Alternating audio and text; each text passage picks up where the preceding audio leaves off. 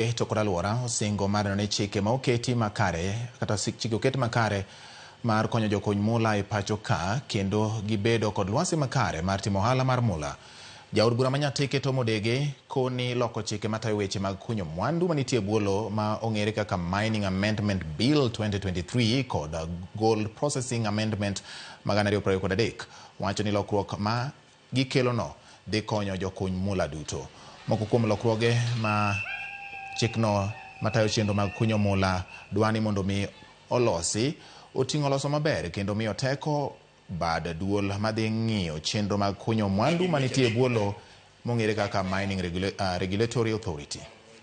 Kuom minister kato imiyo an authority nikech neno ni minister ka ne nigi chik ni e lwete to tiyo kode marach nikech ng'ato achiel ng'ama nyalo ng'ado ne paro onge, omiyo koro chik manyien dwaro ni mondo chak an authority ma komiti nyalo bede to tayo weche mag mining. Ka ng'ato mi license mar mining noyiene biro daro jopone timo mining matindo tindogi kato kawo kanyo to tiye.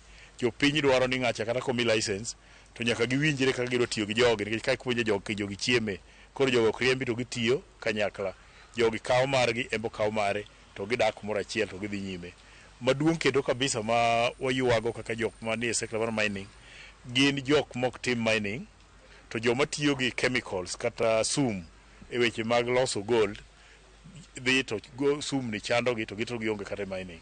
Mae gimomiyo wakwa jowa ma jonema mosebedo ka nindo e tijgi momiyo sani kidhi gimoro miluongo ni leaching itimo e dho aore to sum ma gitimo godo gigi donjo e aora to aora ringo godo jakanam to aora ni ji modhe kochakore kama gini odonje nyaka gike nam to nambe ji modho.